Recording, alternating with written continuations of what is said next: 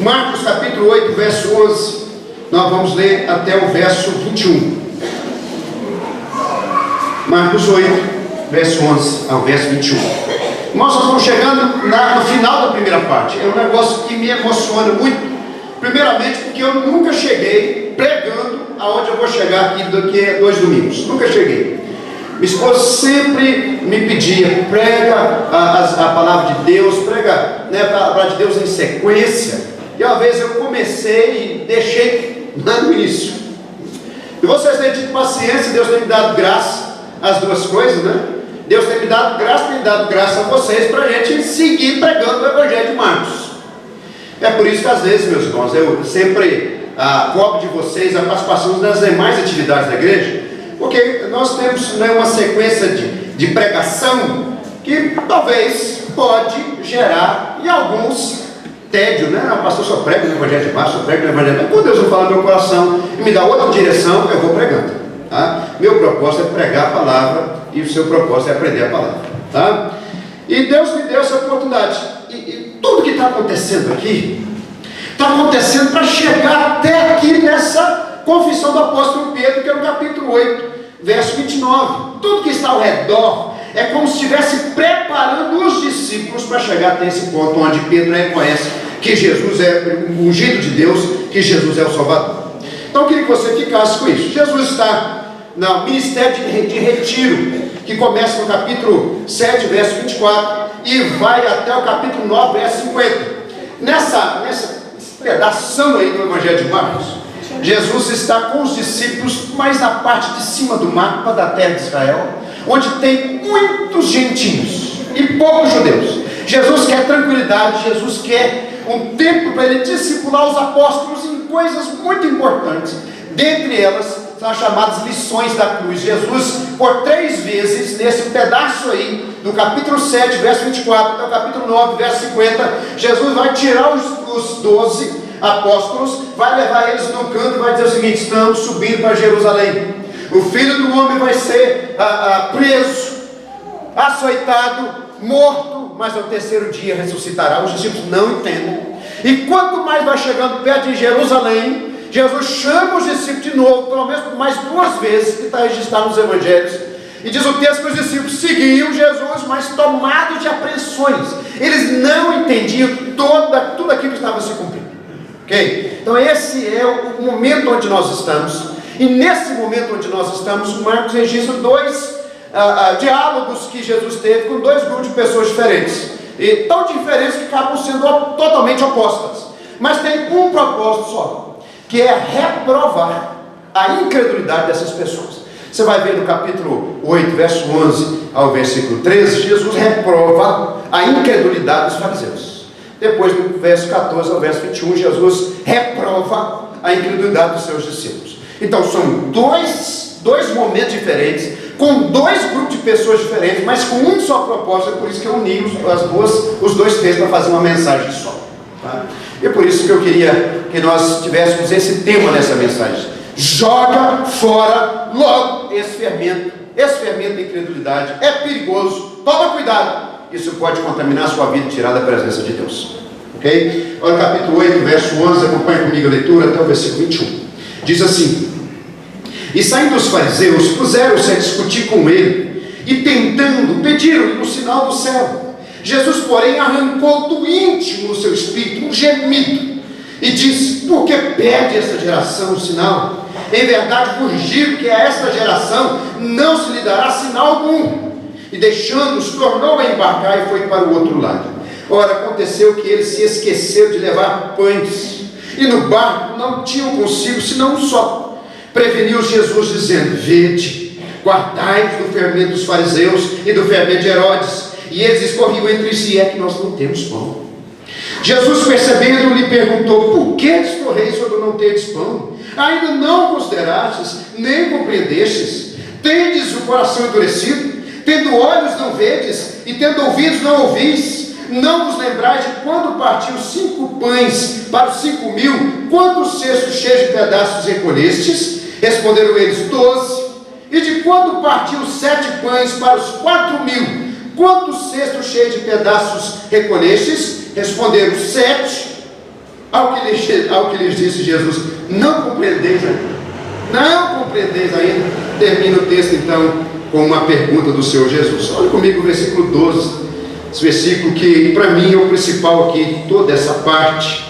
Pelo menos aqui, quando diz respeito aos fariseus, com certeza. Depois nós temos um outro versículo, mas só vou destacar o versículo 12. Ao ouvir isso, Jesus suspirou profundamente e lhe disse: por que este povo insiste em pedir um sinal? Eu lhes digo a verdade, não darei sinal algum a esta geração, ao povo desta geração. Dois acontecimentos, dois grupos de pessoas com o mesmo propósito: reprovar a incredulidade dessas pessoas.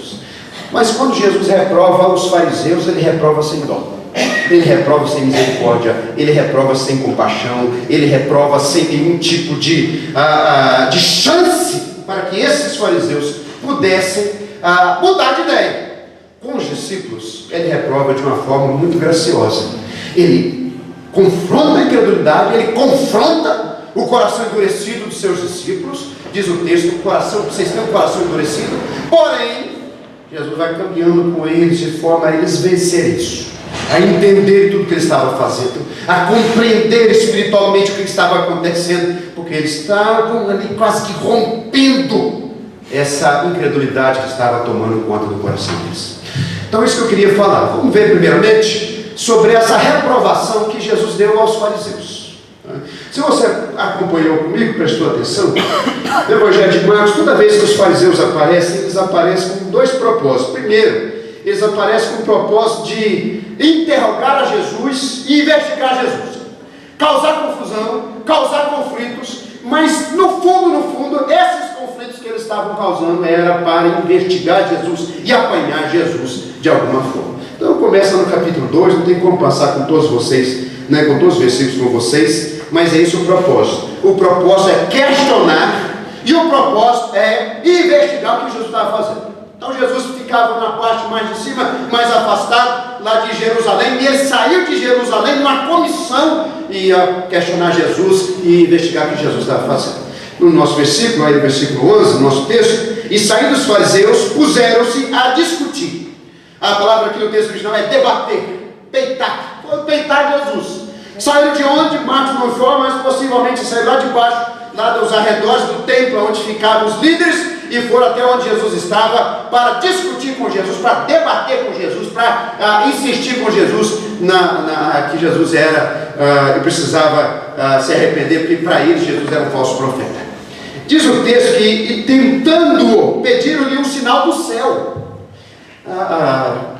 Esses homens, gente, nós vamos ler os evangelhos e nós notamos os fariseus aparecendo, discutindo, causando conflito com Jesus. Nós temos que entender que não era apenas uma questão religiosa. Eles não estavam apenas discordando com Jesus, eles estavam sendo instrumentos de Satanás para impedir o ministério de Jesus. Eram os homens mais rigorosos na lei de Moisés, porém o coração estava sendo aqui usado pelo inimigo para tentar de todas as formas barrar o avanço do ministério de Jesus. Quando diz essa expressão intentando, se você olhar no capítulo 1 de Marcos, é a mesma palavra usada para aquilo que Satanás fez com Jesus no deserto durante 40 dias. Eles foram até Jesus com o propósito de discutir, de debater, de confrontar Jesus nas suas pregações, no seu ministério, mas o fundo do coração estava sendo movido pelo desejo de Satanás de colocar um ponto final em tudo que Jesus estava fazendo, em curas, milagres, libertações, expulsões de demônio. Satanás então usa esses homens para impedir Jesus. Eles foram com um propósito maligno, e eles chegam para Jesus e pedem um sinal. Mas nós olhamos assim na primeira vista, esses homens estão querendo alguma coisa para confirmar a fé deles, Esses homens estão querendo alguma coisa para tirar todas as dúvidas. Jesus faz um sinal, chama um sinal do céu. A palavra sinal aqui quer dizer um milagre com grande significado. Estava lá em casa pensando, como é que eu vou ilustrar essa palavra sinal? A palavra sinal é diferente de milagre. Muitas vezes o contexto é o mesmo, o significado é o mesmo, só que a palavra sinal tem a ver com o significado do milagre. O milagre foi realizado, porém com um significado. Por exemplo, quando Jesus repartiu, multiplicou os pães e peixes, no capítulo 6 de João, diz o significado daquele milagre, porque para Jesus aquilo era mais do que um milagre para sustentar a fome das pessoas, era um sinal para revelar alguma coisa com um significado muito especial, que Jesus logo depois ele interpreta: eu sou o pão da vida, quem come de mim nunca mais terá fome, quem bebe de mim nunca mais terá sede. Então esse é o significado espiritual, por isso que é chamado de sinal, aquilo que sinaliza alguma coisa muito maior, ok? Então eles pedem a Jesus um sinal, parece à primeira vista um negócio muito espiritual, e não era. Sabe por quê? Se você voltar um pouquinho, no capítulo 3, verso 6, olha aí, capítulo 3, verso 6, esses homens estão reunidos com os herodianos, guarda isso. Jesus diz para os discípulos tomar cuidado com o fermento dos fariseus e de Herodes. Eles estão reunidos com os herodianos, que eram pessoas militantes de Herodes, políticos militantes. E eles reúnem com esses homens, conspiram contra Jesus em como lhe tirariam a vida. Eles já queriam pôr um ponto final na vida de Jesus, não apenas seu ministério, mas matar a Jesus.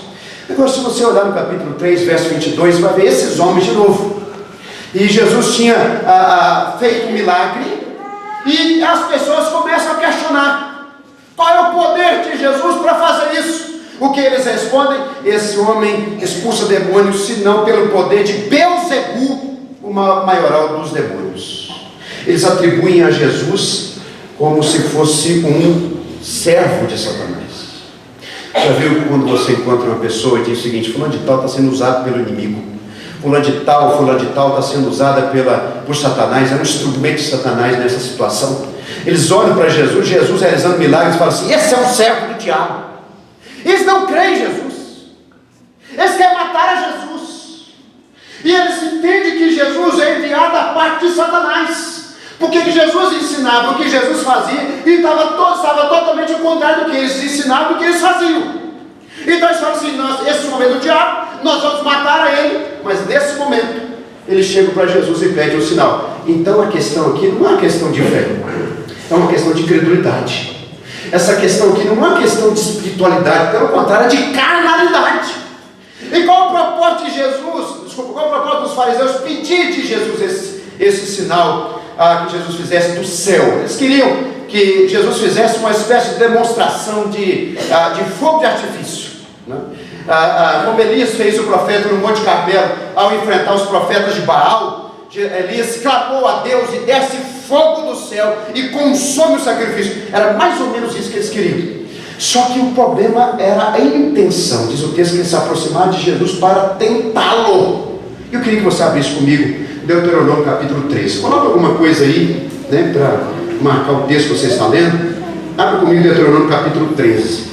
Eles estão reunindo provas para matar a Jesus. Para eles, Jesus era um instrumento de Satanás. Só tinha que reunir as provas. O ensino de Jesus era o ensino de falso profeta. Jesus não pedia a bênção dos líderes. Ele pregava de forma livre. Ele era livre nas pregações dele. Ele não chegou lá e pediu bênção para ninguém. Só começou a pregar, fazer milagres e curar e salvar vidas. E eles disseram: esse homem não é de Deus, esse homem é de Satanás. Nós temos que confiar na vida dele. O poder dele é o poder do diabo. O poder dele vem do rei da sujeira, que é Beelzebul, o senhor das moscas. Então vamos reunir provas. Quando eles pedem a Jesus um sinal, estão reunindo provas. Olha o capítulo 13 de Deuteronômio, verso 1. Por quê? Porque na lei de Moisés dizia que quando um profeta fizesse um milagre, mas ensinasse algo contrário do ensino de Moisés, esse homem tinha que ser apedrejado. Jesus então está sendo tentado, porque os fariseus estão dizendo o seguinte: se nós pedimos a ele um sinal e ele faz o sinal, nós pusemos a mão por mão nele, porque a pregação dele é pregação de falso profeta. E as escrituras falam, então, a lei de Moisés fala que quando o falso profeta prega heresia, prega falsa profecia e faz um milagre, vocês têm que apedrejar esse homem e pôr um fim nesse homem, porque esse não é homem de Deus, é falso profeta. É isso que eles estão querendo apanhar Jesus. Olha o verso 1: quando o profeta ou sonhador se levantar no meio de ti e te anunciar um sinal, um prodígio, e sucedeu tal sinal ou prodígio de que te houver falado, disser: vamos após outros deuses que não conhecestes e sirvamo-nos, não ouvirás as palavras deste profeta ou sonhador, porquanto o Senhor vosso Deus vos prova, para saber se amais o Senhor vosso Deus de todo o vosso coração, de toda a vossa alma. Andareis após o Senhor vosso Deus, e a Ele temereis, guardareis os seus mandamentos, ouvireis a sua voz, e a Ele servireis, e a Ele vos achegareis. Verso 5, vamos ler juntos? Esse profeta ou sonhador será morto, pois pregou rebeldia contra o Senhor vosso Deus, que vos tirou da terra do Egito, e vos resgatou da casa da servidão, para vos apartar do caminho que vos ordenou o Senhor vosso Deus, para andardes nele. Assim eliminarás o mal no meio de ti. Só queria abrir um parênteses, gente. Quem diz que milagres só provém de Deus? Quem diz? A própria palavra já diz. A pessoa chega, anuncia, um profeta, um sonhador, gente que vem dizendo: sonhei, vi, revelei, foi revelado os sonhos.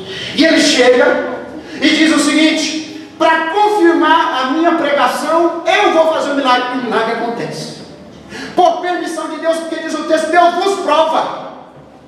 Satanás reúne forças espirituais que produzem grandes coisas que nós, muitas vezes, se não estivermos firmes na presença de Deus, vamos no engano de Satanás. São sinais e prodígios da mentira, como diz o texto de Tessalonicenses. Então não vai na ideia de qualquer pregador que fica anunciando milagre e sinal e maravilhas, porque diz o texto que logo após anunciar o milagre, a pregação dele é a pregação errada.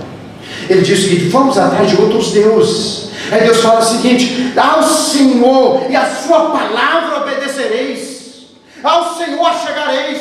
Fica firme na palavra, não vai atrás do encanto dos milagres, se o encanto dos milagres te leva para longe da obediência à palavra de Deus. O que importa do povo de Deus é obedecer à palavra de Deus. Nem sempre milagres no meio da igreja quer dizer que Deus está provando o ministério de uma pessoa.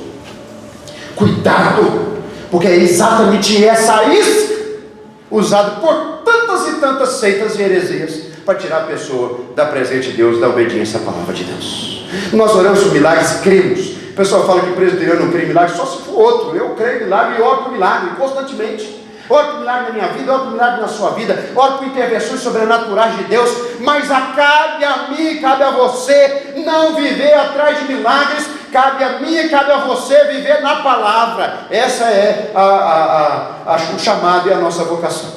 É obediência à palavra. Resumiu? Essa palavra é para você que está tentando aí, está sendo tentado, desculpa, na ilusão dessa seita, dessas heresias que não prega a palavra de Deus, porém não desculpe de realizar milagres e prodígios e sinais. Cuidado, porque isso é isca para tirar você da presença de Deus. Agora, você entende então por que os fariseus estão pedindo de Jesus o sinal? Porque eles não concordam com o ensinamento de Jesus. Para eles, Jesus é um falso profeta. Se ele faz o sinal, nós pomos a mão nele e prendemos ele e vamos matar ele. Ele é o falso profeta, ele está dentro da lei de Moisés, a lei de Moisés manda fazer, e nós vamos fazer isso, uma marapuca para Jesus. Então aqui, depois desse momento, depois de Jesus perceber essa artimanha, depois de Jesus perceber essa diabolice, porque isso aqui é diabólico, chegar perto do Filho de Deus e tentar apanhar o próprio Filho de Deus nessas artimanhas da lei de Deus.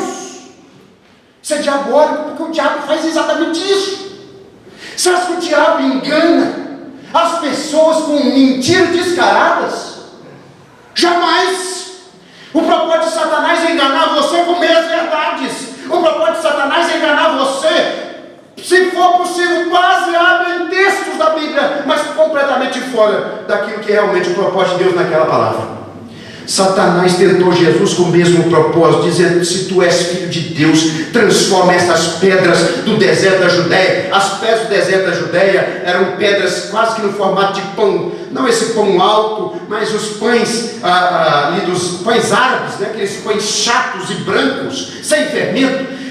Jesus então 40 dias com fome, olhava para aquelas pedras, a sua natureza humana via pães, formato de pão, eu não comia, 40 dias jejuando. Satanás então chega e fala assim: transforma essas pedras em pães. Porque está escrito que Deus faz, que Deus sustenta, que Deus atende. Pula do pináculo do templo, porque Deus vai te guardar em todos os seus caminhos. Ele está usando o que, gente? Ele está usando filosofia lá de fora? Ele está usando o erro dessas religiões aí de fora que não tem Deus e que pregam toda mentira? Ele está usando esses erros? Não, ele está usando a palavra. Satanás, ele quer te tirar da presença de Deus na mentira. Ele quer tirar você da presença de Deus no engano, principalmente no engano que parece de Deus, mas não tem nada de Deus. Satanás chega para Jesus com esse propósito. Os filhos do diabo estão duros a isso, mas os fariseus estão sendo filhos do diabo nesse momento. Chegam para Jesus com a mesma tática. Vamos apanhar esse homem na própria queda dele. Jesus reprova essa carnalidade. Jesus reprova essa incredulidade. Jesus reprova essa artimanha. Jesus reprova essa diabolice, essa atitude diabólica. E ele faz 3 coisas que é muito forte. Primeiro, diz o texto no verso 12: ele arrancou do profundo do seu espírito um gemido. Você vai ver que Jesus, ele geme. No capítulo 7, verso 34, depois erguendo os olhos ao céu, suspirou. Eu disse para vocês que essa palavra no texto original também quer dizer gemer. Primeiro, Jesus geme com um sentido de misericórdia e compaixão. Ele está diante de um cego, de um surdo e gago, e ele geme de compaixão pelo sofrimento dessa pessoa. Ele tira do fundo do seu coração um gemido. Agora com os fariseus não. Esse gemido contra os fariseus testemunha um profundo desgosto dele. É desgosto, é aquele sinal de reprovação, aquele sinal que a pessoa eu não estou acreditando que eu estou passando por isso. E Jesus faz, sendo tentado por líderes, sendo tentado por aqueles que deviam me reconhecer, sendo os primeiros a me receber como Salvador, sendo tentados com um propósito diabólico, porque eles querem tirar minha vida. Jesus demonstra seu profundo desgosto.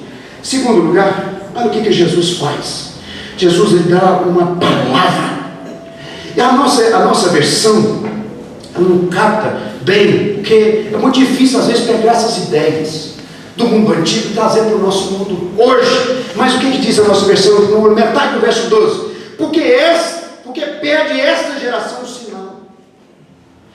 Em verdade vos digo que a esta geração não se lhe dará sinal algum. Na verdade, Jesus já estava fazendo sinais. E esses homens que não queriam ver. Jesus chegava de multiplicar pães. Jesus curou um surdo e gago com cumprimento da profecia de Isaías. Os sinais estavam, mas para quem estava cego, precisava de um negócio assim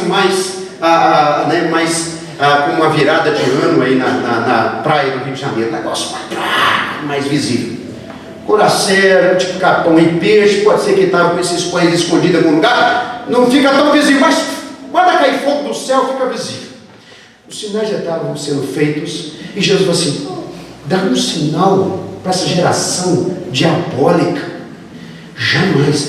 Esse finalzinho do verso 12 é como se Jesus tivesse, ele usa uma expressão que é usada na língua hebraica para falar de um juramento. É como se ele dissesse o seguinte: eu fazer tal coisa, se eu fizer tal coisa, que eu morra, mas não faço. É exatamente isso que ele está fazendo. Uma coisa que é interessante, gente, nós devemos tomar muito cuidado, é com essa atitude que nós temos de pedir sinais a Deus. Muitas vezes essas atitudes de pedir sinal a Deus, de colocar Deus, de testar Deus, de colocar Deus contra a parede: Senhor, eu só vou fazer isso se o Senhor mostrar tal coisa assim para mim. No fundo, o que é uma expressão de incredulidade e falta de confiança em Deus. Porque nós não confiamos e queremos testar Deus se Ele vai fazer ou não, porque se Ele fizer ou não, eu obedeço. Se Ele não fizer, eu não obedeço. Não estou dizendo que você não tem que pedir a Deus discernimento, que você não tem que pedir a Deus paz no seu coração para entender que a tal escolha que você vai fazer é de fato conforme a vontade dEle. Porém, isso é totalmente diferente do que ficar provando Deus, testando Deus. Se eu vou fazer isso, se eu fizer aquilo, eu só vou ser fiel em tal área, se eu só mostrar a sua fidelidade em outra área. Isso é incredulidade. Jesus reprova esse espírito. Jesus reprova essa atitude, assim como ele reprovou a atitude dos fariseus. Os fariseus não queriam crer em nada. Os fariseus queriam apanhar Jesus em alguma artimanha, em alguma falha dele. Jesus então arranca do seu íntimo esse suspiro, esse gemido de desgosto, e diz: eu fazer tal coisa, que eu morro, mas jamais farei. E mais, sabe qual é o problema da incredulidade? Você lembra que nós falamos sobre isso quando passamos em Nazaré? Jesus vai em Nazaré, ele começa a fazer seu ministério em Nazaré, sua terra natal, e o povo começa a questionar: quem é esse? É o filho de José, carpinteiro? Não vive aqui entre nós suas irmãs, seus irmãos, suas irmãs? E Jesus então se retira, diz o texto, que ele não pode fazer nenhum milagre assim mais aparente, um milagre maior, senão curar alguns enfermos impondo as mãos. E diz o texto que Jesus se retira de Nazaré. E o versículo aqui nós temos em verso 13, Jesus deixando os fariseus, segue adiante. Essa é a expressão maior de reprovação. A incredulidade sempre te afasta de Deus. A incredulidade dos fariseus levou Jesus para longe deles. Jesus não quer ficar com essas pessoas. Jesus não quer comunhão com essas pessoas. Jesus não quer estar próximo dessas pessoas. Jesus rejeita e reprova a incredulidade dessas pessoas. Cuidado com o fermento dos fariseus. Aí você vai entender o que Jesus fala depois com os discípulos. Cuidado com esse fermento. Essa incredulidade, essa ponta de incredulidade pode te levar primeiramente a questionar Deus, a pedir sinais que você não tem que pedir nada, que testar a Deus ou questionar a Deus, você tem que confiar e obedecer. Isso vai gerando em você um coração incrédulo que vai te levar para longe do Senhor, ou vai levar o Senhor para longe de você. Cuidado com a incredulidade do seu coração. Jesus então não realiza sinal nenhum, ele não precisa, já estava fazendo. Jesus segue adiante. Agora, olha comigo no versículo 14, o que vai acontecer. Jesus atravessa o mar da Galileia e deixa os fariseus lá chupando o dedo, falando por nada. Fica aí. Vocês conseguem discernir a pessoa real de Jesus aqui? Nós estamos com aquela ideia de Jesus, né, que nós vemos nos filmes aí, nas imagens, nos quadros, aquele Jesus assim, quase que pedindo misericórdia, aquela cara de macaco matado a tapa, que um amigo meu falava, aquela cara de cachorro que estava na mudança, que Jesus assim, quase que falando assim: por favor, me ouça. Meus irmãos, olha para Jesus, enxerga quem ele é. Jesus não se dá, sabe, para quem não tem fé. E Jesus não tem nem um pouco de misericórdia, abandona os fariseus e vai embora. E sabe, os fariseus já estavam tomados por Satanás e não queriam nada com ele. Mas ele fica preocupado. Jesus fica preocupado, atravessando o mar da Galileia, parece que ele está com isso na mente. E ele vira para os discípulos e fala assim: vede, guardai-vos do fermento dos fariseus e dos saduceus. Tem uma outra versão que eu gosto muito, que diz o seguinte, só achar aqui minha outra versão. Ele chamou a atenção deles dizendo: fiquem alertas e tomem cuidado com o fermento dos fariseus e com o fermento de Herodes. Uma outra versão diz o texto ainda: Jesus fazia-lhes esta recomendação. Quando você olha aqui no versículo 14, 15, fala assim: preveniu Jesus dizendo: vede, guardai-vos. Esse dizendo da ideia que Jesus estava com isso na cabeça, estava preocupando ele, e a preocupação dele com os discípulos dele. E ele repete várias e várias vezes essa expressão, como se estivesse dizendo várias vezes um alerta: cuidado, guardai-vos do fermento dos fariseus e do fermento de Herodes. Jesus usa a figura do fermento por causa desse poder, né, de transformar massas. Você pega um pouquinho de fermento e joga numa massa de bolo, uma massa de pão, aquele pedacinho endurecido de fermento vai mexer com aquela massa, vai mudar aquela massa, vai levedar aquela massa, vai influenciar aquela massa. Jesus usa essa figura para falar do poder que esse coração incrédulo, que questiona Deus, que quer de todas as formas, né, que encurralar Deus no seu pensamento, encurralar Deus naquilo que ele acha que tem que ser, não naquilo que Deus quer que faça, mas naquilo que a pessoa quer que aconteça. Não, para mim é assim e Deus tem que fazer dessa forma. Essa postura, essa atitude, esse espírito, esse coração tem o poder de influenciar os outros, tem o poder de contaminar os outros, de corromper os outros. Aí Jesus diz o seguinte: cuidado com esse fermento, cuidado com essa influência, porque vocês não estão imunes a um perigo real rondando a fé de vocês, e se vocês não manterem alertas, esse fermento produzido por Satanás no coração dessas pessoas que estão aí o tempo todo andando sem Deus, andando cheio de incredulidade, sem fé, isso pode penetrar no coração de vocês, isso pode desviar vocês da presença de Deus, como aconteceu com essas pessoas. Aí você entende o que o apóstolo Pedro está querendo dizer lá na carta dele, na primeira carta dele, se diz: sóbrios e vigilantes. Satanás, o vosso adversário, anda em derredor como um leão, rugindo, procurando a quem devorar. Aí nós pensamos que Satanás vai se manifestar ao nosso redor. Ele pode se manifestar numa possessão demoníaca, mas nós achamos que vai ser algo assim, né? Algo de um estouro. Satanás vai aparecer, aquela fumaça, e vai vir sobre nós e nos atacar como um leão. Não é. Esse fermento diabólico que Satanás colocou no coração dessas pessoas é o meio que ele usa para atacar, é o meio que ele usa para te influenciar, é o meio que ele usa para te afastar de Deus, é a isca que ele usa para te prender nessa incredulidade, nessa frieza e nessa dureza de coração.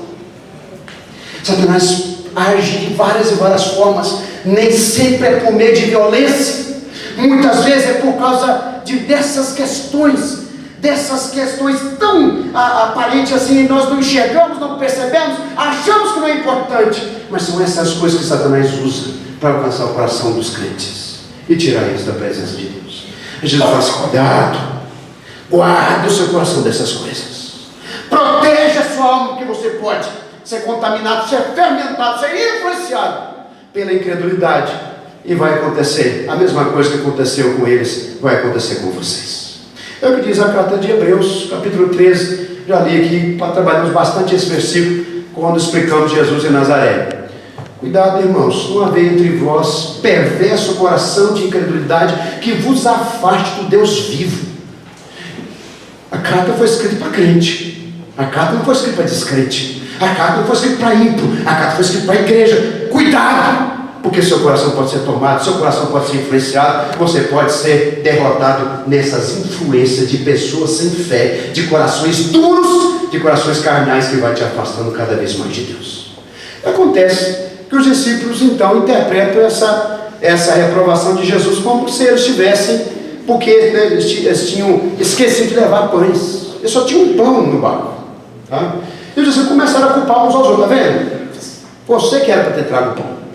Não, você que foi responsável lá na venda, abastecer a sacola e colocar aqui. E Jesus começa a perceber que os discípulos estão questionando exatamente isso: nós não temos pão. É por isso que ele está falando: não, cuidado, não, se você for comprar, não compra o fermento dos fariseus, como Jesus estivesse dizendo: cuidado, não compra o fermento royal, esse é o bom, mas não compra farinha do Nabeta, fermentado, vai dar problema, vai embolotar tudo.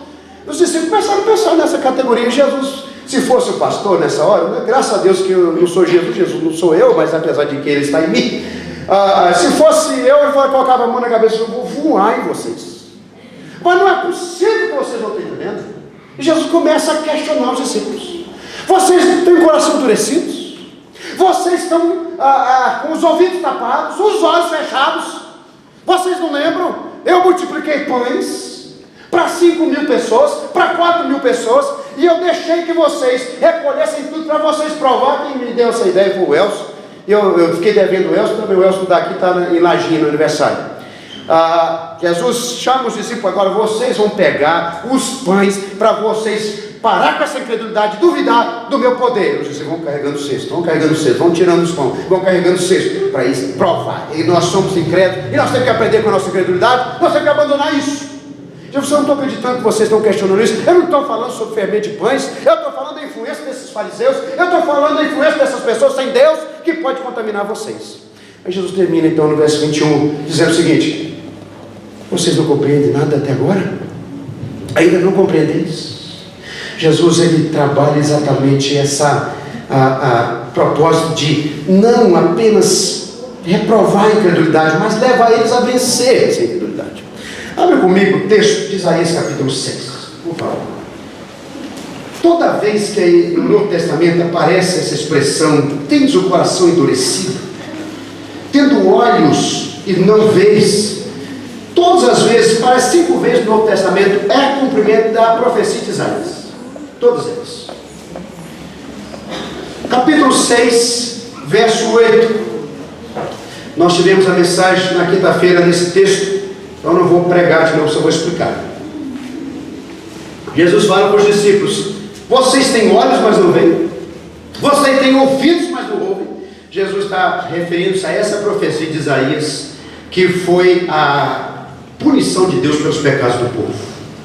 Olha o capítulo 6, verso 8. Depois disso eu ouvi a voz do Senhor que dizia: a quem enviarei? E quem há de ir por nós? Disse eu: eis-me aqui, envia-me a mim. Nós gostamos muito até o versículo 8, principalmente quem está sentindo o coração chamado. Nós dizemos: eis-me aqui, envia-me a mim. Mas eu não queria esse chamado, apesar de que tem visto muitas vezes a gente parece que está vivendo esse chamado da parte de Deus. Por quê? Porque o chamado de Isaías não foi um chamado para salvação. O chamado de Isaías foi um chamado para disciplina da aliança sobre o povo de Deus. O povo de Deus não quis o Senhor, então Deus fala através do profeta: você vai pregar e a sua pregação não vai causar salvação, a sua pregação vai causar endurecimento, e esse povo vai ficar endurecido, esse povo vai viver uma vida endurecida até que eu trate esse povo, até que eu tire no meio desse povo um remanescente santo. Olha o versículo 10: torna insensível o coração deste povo, endurece-lhe os ouvidos e fecha-lhe os olhos, para que não venha ele a ver com os olhos, a ouvir com os ouvidos e a entender com o coração, e se converta e seja salvo. A pior disciplina de Deus é quando Deus retira de nós a sua graça. Por causa da insistência no pecado e a falta de compromisso com Deus, Deus continua pregando. Os profetas continuam pregando. Agora a palavra não produz mudança, pelo contrário, a palavra produz dureza. E continua, o profeta pergunta: mas até quando, Senhor? Verso 11. Aí o Senhor vai falando que as cidades fiquem desertas, sejam assoladas. E o versículo 13: mas se ainda ficar a 10ª parte dela, tornará a ser destruída. Deus parecia que ia derrubando o povo dele, ia tratando com o povo dele, ia disciplinando o povo dele, reduzindo cada vez mais, até que chegasse um punhado de gente que os profetas chamam de remanescente fiel. E continua, olha, no final do versículo 13: como terebinto e como carvalho, dos quais depois de derribados ainda fica o toco, assim a santa semente, esse restinho, esse toco da árvore, é a santa semente, é o meu povo que vai ficar, o meu povo que é fiel. Quando Jesus chega lá no capítulo de Marcos, capítulo 8, você volta lá, ele vai usar exatamente essa profecia. Olha que interessante, no capítulo 8, verso 18: tendo olhos não vedes, e tendo ouvidos não ouvis. E está ecoando a profecia de Isaías.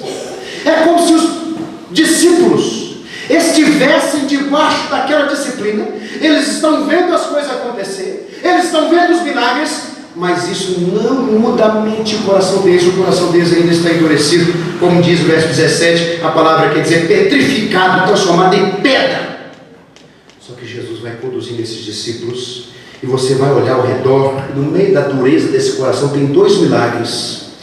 Milagre aqui da cura do surdo, capítulo 7, verso 31, e logo depois nós vamos ver no próximo domingo a cura de um cego. Os discípulos estão no meio do coração duro, um milagre que destapa o ouvido e um milagre que limpa os olhos. A ideia é que Jesus está trazendo esses discípulos, mostrando esses discípulos e desentupindo os ouvidos tapados, limpando os olhos cegos, para que ele chegue a entender quem ele é e a viver essa fé verdadeira no coração deles. Jesus ele reprova, só que ele não abandona os discípulos, ele continua caminhando com os discípulos. Ele continua trazendo os discípulos, dizendo o seguinte: vocês não estão entendendo, o coração de vocês está duro, mas vai chegar um ponto que vocês vão conhecer, vocês vão entender, vocês vão ver, vocês vão ouvir, e vocês vão compreender tudo que eu estou fazendo, tudo que eu estou ensinando. Esse é o sentido do texto. Jesus, ele não aceita a nossa falta de fé, porém, com aqueles que são do povo dele, ele continua conduzindo pela mão para que aprenda e conheça e viva e enxergue e ouça tudo aquilo que Deus tem para nós e que compreenda e viva tudo isso que Deus tem para nós. Então nós encerramos aqui. Eu queria fazer 3 considerações. Primeira coisa, não sei se você entende isso ao ler o verso 21. Não é o verso 21 você, só você. Olha que interessante o versículo 21. Todo esse momento, os discípulos preocupados com... Só tinha levado um pão, estava no meio do mar da Galileia, não tinha lugar para comprar, não tinha venda, não tinha padaria, não tinha nada. Aí Jesus vai perguntando: vocês não lembram? Eu multipliquei pães para 5.000, eu multipliquei pães para 4.000, vocês recolheram os restos no cesto. É o que lhes disse Jesus no versículo 21, não compreendeis ainda? Em outras palavras, vocês estão preocupados com provisão, vocês estão preocupados com ter pão ou não ter pão, mas vocês não entendem que eu é que trago a provisão para vocês? Aí onde que nós chegamos naquilo que eu falei na hora de orar, aqui, pelas contribuições e por todas as bênçãos do Senhor na sua vida no mês de agosto. Confie e conte com a provisão de Deus. Jesus está dizendo como se, não fica preocupado, filho. Vocês são chamados a caminhar nesse mundo, se preocupando sim, com o fermento que pode contaminar vocês, e o coração de vocês se tornar um coração carnal e incrédulo. Mas não preocupa com o pão, porque o pão eu vou suprir na vida de vocês. E tem mais. Quando Jesus ele fala, eu multipliquei, vocês viram o milagre, ele está dizendo o seguinte: confie na provisão de Deus. Se for necessário, até o sobrenatural eu vou fazer. Se for da minha vontade, até o milagre eu faço. Mas nunca desconfie, nunca percam de vista a minha provisão, porque eu vou prover na vida de vocês.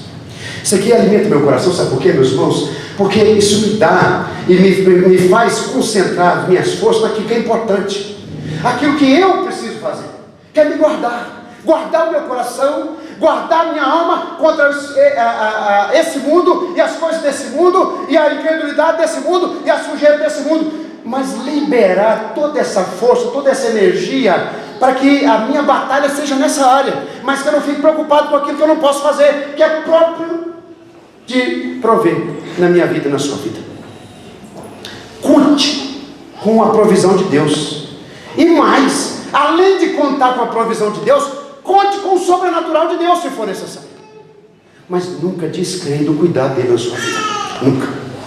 Nunca descreia do cuidado dele na sua vida. Essa aqui, tudo que Jesus está querendo trabalhar com os discípulos ali naquele momento.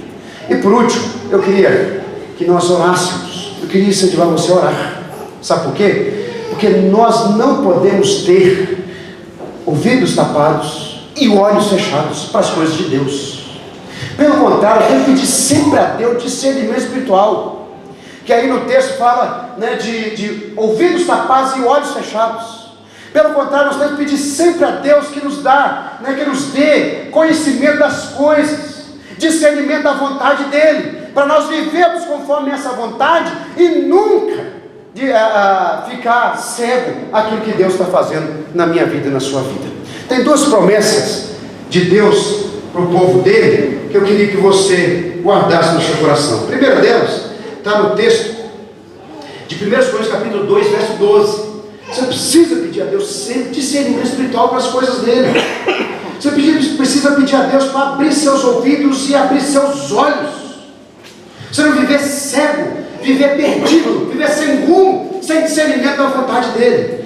1 Coríntios 2, verso 12 diz o seguinte: ora, nós não temos recebido o Espírito do mundo, e sim o Espírito que vem de Deus, para que conheçamos que por Deus nos foi dado gratuitamente.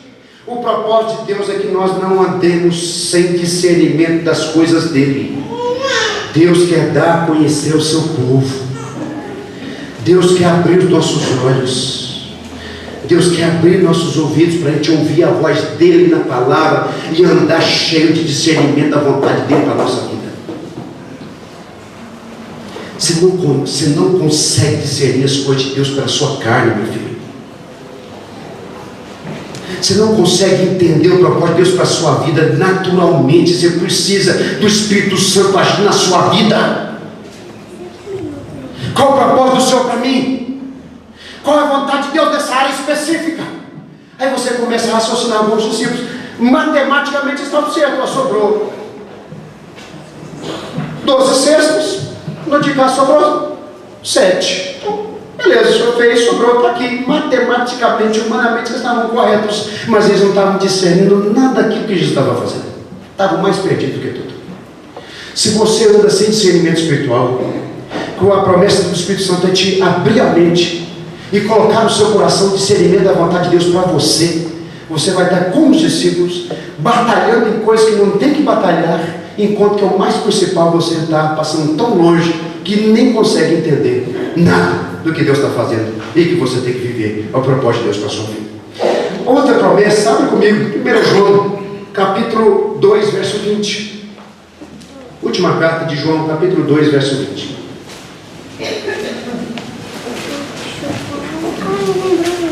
Esse discernimento espiritual é chamado de João de unção, capacitação do Espírito Santo para nós conhecermos a verdade e a vontade de Deus para nós. Isso aqui é maravilhoso, povo de Deus. Sabe o que é maravilhoso? É você ter certeza de estar tomado da vontade de Deus e caminhar no centro da vontade de Deus para você.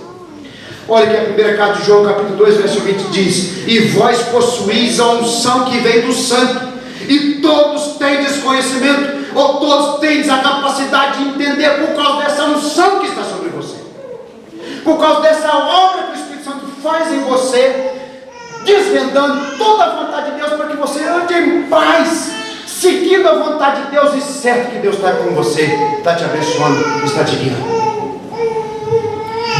Primeira coisa, confie na provisão de Deus, e se for necessário, conte com o sobrenatural de Deus. E segundo, pede a Deus sempre discernimento. Não anda cego, não anda tapado para as coisas espirituais. Você precisa entender a vontade de Deus para a sua vida. Vamos orar? Pedir ao Senhor para nos ajudar. Incredulidade vence assim. Incredulidade vence com fé. Incredulidade vence com a unção do Espírito Santo, tirando toda a cegueira de nós. E que essa unção possa tirar toda a cegueira da sua vida. Que a obra do Espírito Santo venha abrir seu coração.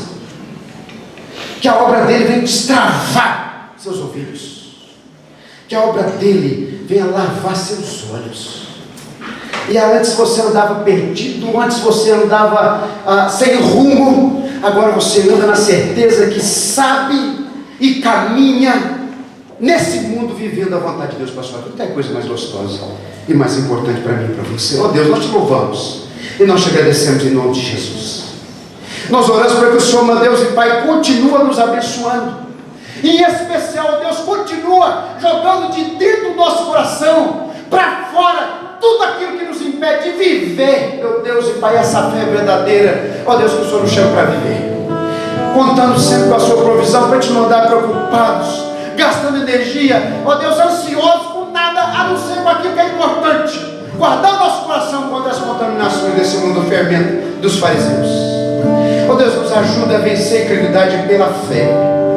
É a fé que vai jogar fora tudo aquilo que é de incredulidade na minha vida, na vida dos meus irmãos. Então nos capacita, nos abençoa, e a unção do Teu Espírito continua, meu Deus, agindo poderosamente na nossa vida. Que Ele nos capacite, vai limpando os nossos olhos, vai destravando os nossos ouvidos, vai nos dando entendimento, discernimento, para que a gente caminhe, ó Deus, na certeza da vontade do Senhor. Ó Deus, e caminhemos, ó Deus e Pai, nesse mundo, sabendo que o Senhor é conosco, que nós somos Teus, que o Senhor sagrado de nós, e que a nossa vida está no centro do Seu querido, da Sua vontade. Ó Deus, abençoa nossos irmãos, abençoa a Sua igreja. Ó Deus, não deixa a gente caminhar nessa cegueira desse mundo, mas caminhar, ó Deus, na luz do Senhor Jesus. Obrigado, meu Deus. Obrigado pela sua palavra. Em nome e por amor de Jesus nós oramos. Amém.